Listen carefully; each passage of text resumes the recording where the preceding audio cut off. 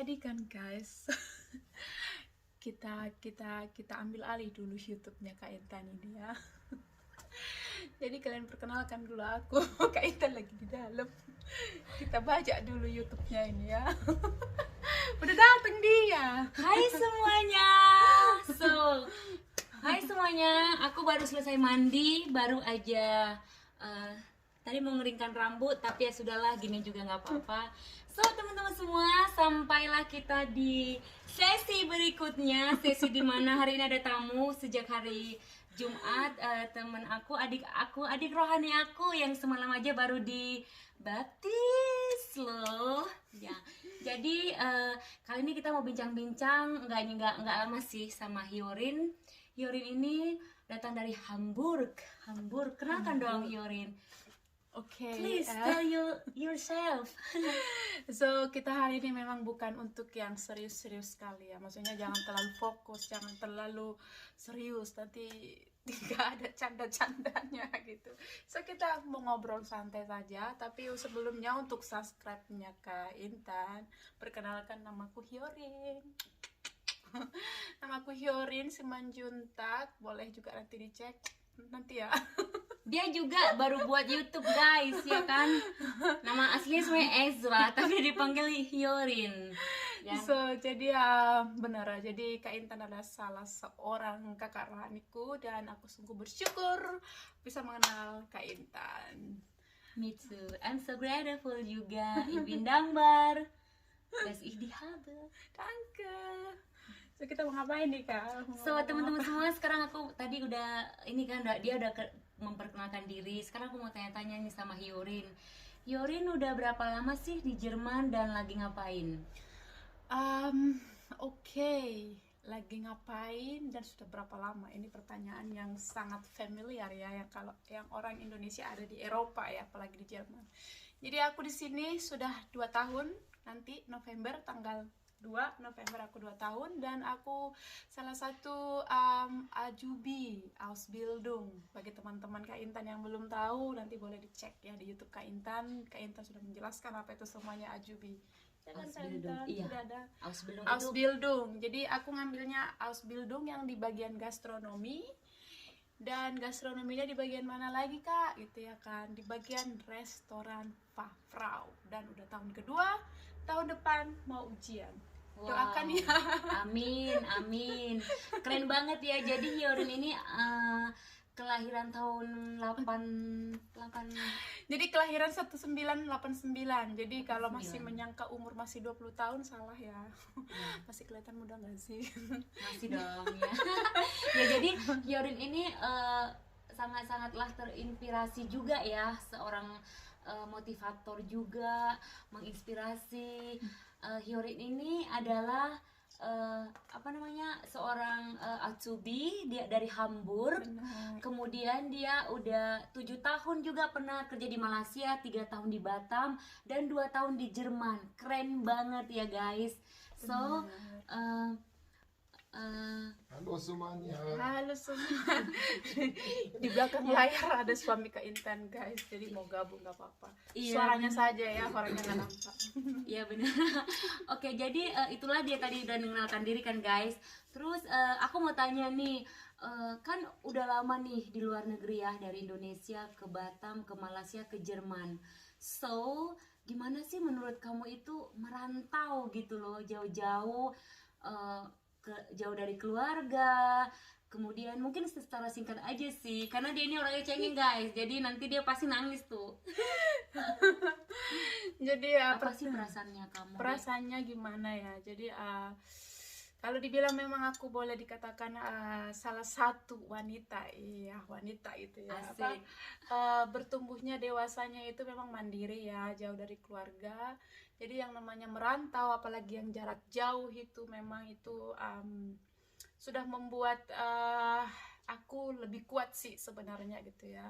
Dan tapi nggak mau bilang apa juga, aku mau bilangkan beruntung juga lah kepada teman-teman mungkin atau kakak-kakak, brother sister yang ada di luar sana yang bisa tinggal bersama dengan orang tua sampai tumbuh dewasa. Itu memang salah satu hal yang sangat luar biasa ya. Sementara aku sendiri sebenarnya enggak. tapi it's okay, nggak apa-apa.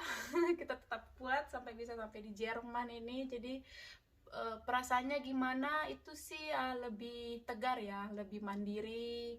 Memang kita pasti merasakan rindu sama orang tua, tapi kita kan sudah zaman sekarang ya, sudah zaman modern ya. Jadi media sosial, WhatsApp, video call itu sudah bolehlah untuk menyembuhkan rasa kerinduan kita kepada orang tua. Yang pastinya merantau lebih jauh itu, atau kita bisa mandiri itu di luar atau merantau lah gitu, itu membuat kita akan semakin dewasa, semakin kuat. Jadi boleh mandiri lah gitu. Mandiri sih Kak Intan, lebih ininya. Lebih kemandirian itu lebih kena ya, Fiorin. Lebih mantap lah gitu ya. Oke, thank you ya.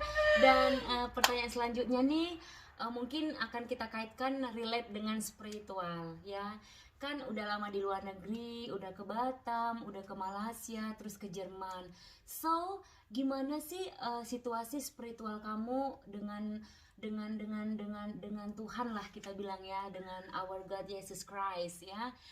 Dan apakah kamu punya kendala gitu dengan dimana kan kamu dari keluarga Kristen seperti aku juga, tetapi kalau kita udah di luar negeri itu pasti ada goyang. Bahkan banyak anak-anak muda saat ini yang kayak ya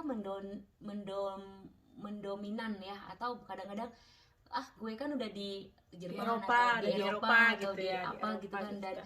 ya ikut aja gitu. Itu gimana sih kamu mengatasin yang namanya mungkin culture shock mungkin ya?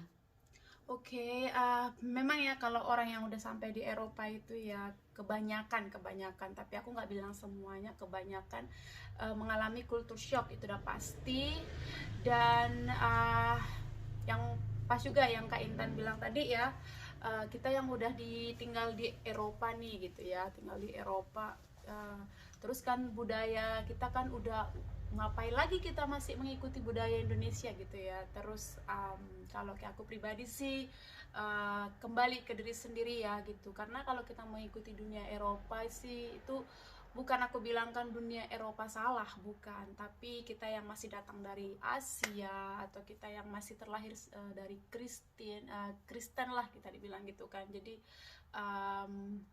kembali ke pribadi masing-masing ya sebenarnya. Ada yang benar-benar merantau untuk memang cari Tuhan, ada yang merantau itu untuk ya cari pengalaman gitu. Maksudnya selain mencari karir, kehidupan yang semakin baik, pasti semua orang menginginkan kehidupan semakin baik gitu ya. Tapi ya dasar kekuatan kalau aku merantau itu memang harus cari Tuhan dulu, cari agama dulu, mendekatkan diri sama Tuhan dulu. Karena kalau di perantauan itu kita mengalami banyak permasalahan ya, banyak pergumulan gitu, banyak yang contoh seperti tadi kan culture shock seperti itu ya, itu salah satunya.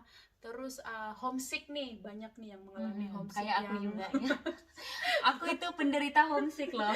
Kalau aku enggak, memang karena memang udah lama merantau gitu kan. Jadi jauh dari orang tua memang udah hal yang biasa sama aku. Tapi ada kalanya, ada saatnya di saat aku itu memang benar-benar membutuhkan keluarga yang bisa untuk kupeluk pada saat itu juga gitu. Tapi itu semuanya bisa aku lewati karena aku punya Tuhan sih Kak, terlebih besar, terlebih ininya ya, terlebih utamanya gitu. Karena kalau misalkan kita merasakan rindu atau homesick kayak gitu kan, selain kita bisa menelpon orang tua kita dengan virtual seperti itu ya, jadi mungkin akan mengobati juga. Tapi dikala kita udah sendirian, kita akan mengalami sedih. Terus apalagi kita belum menemukan orang yang tepat untuk kita curhat, mungkin akan lebih susah gitu ya. Tapi kalau kita mendekatkan diri sama Tuhan, kita berdoa, kita minta kekuatan, semua akan terlewati sih Kak Intan. Jadi merantau itu kalau menurut aku sendiri sih carilah dulu Tuhan gitu, supaya mendasari kekuatan dasar atau pondasi kita itu dari iman kita dulu, dari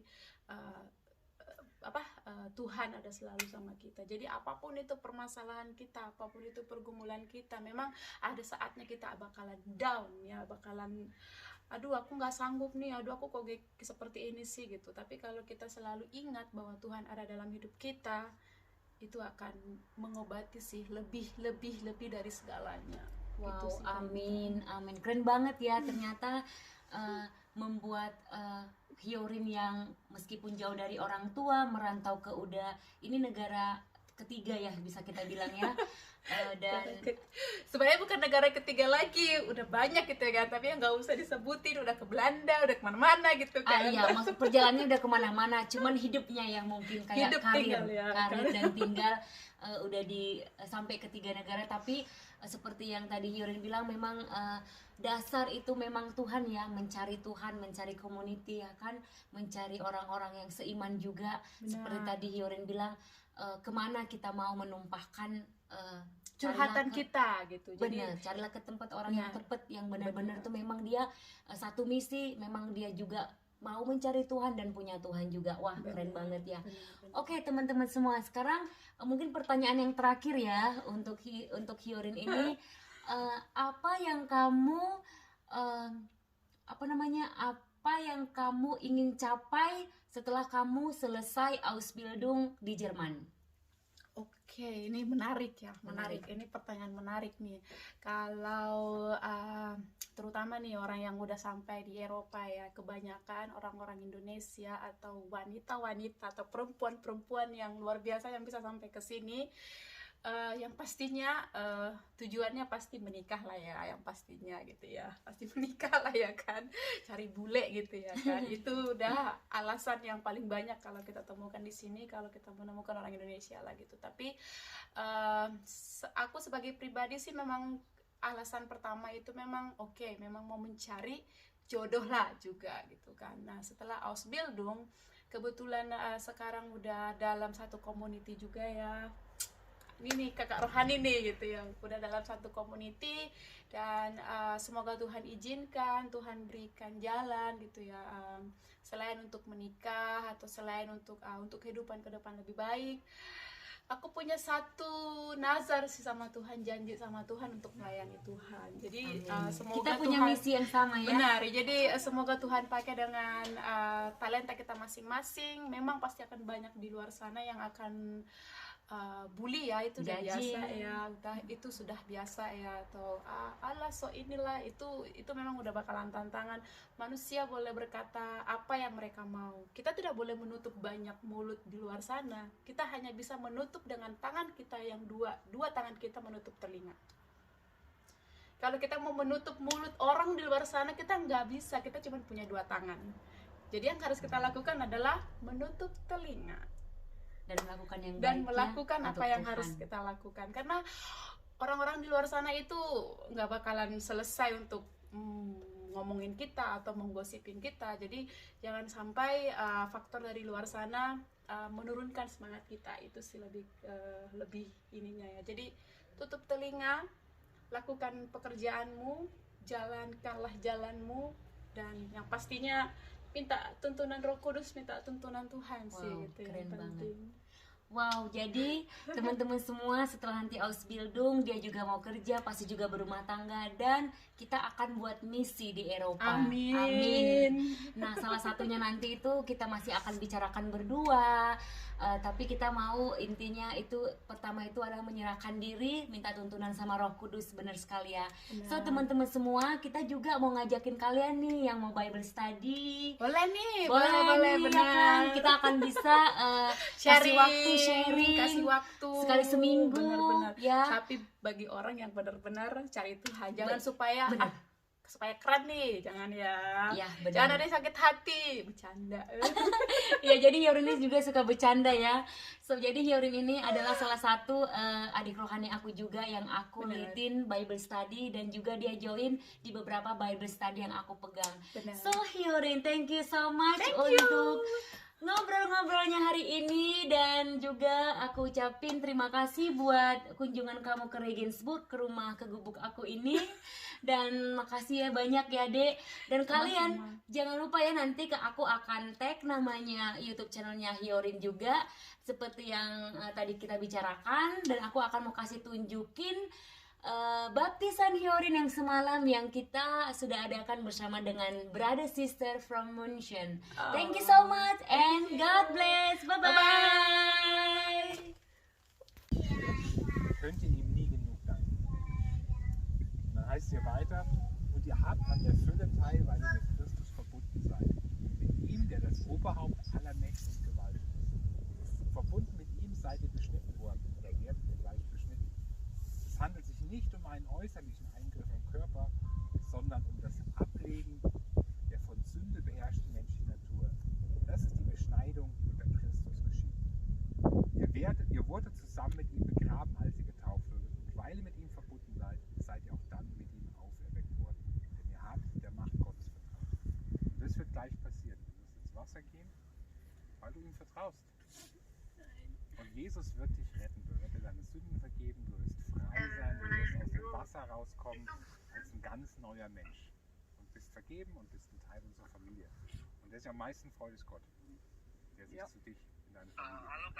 Es ist ein Geschenk, dass wir hier sein können und dabei sein können und mitfeiern dürfen mit dir. Machst du noch eine Stelle? Ja, die Hiorin hat sich eine Stelle ausgesucht, eigentlich sogar zwei. Das ist einmal in Matthäus 16, 24. Denn wer sein Leben erhalten will, der wird es verlieren. Wer aber sein Leben verliert um meinetwillen, der wird es finden. Und eine zweite Stelle, die sie sich ausgesucht hat, steht in Johannes 8, Vers 12.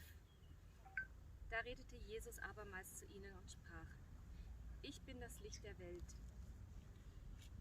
Wer mir nachfolgt, der wird nicht wandeln in der Finsternis, sondern wird das Licht des Lebens haben.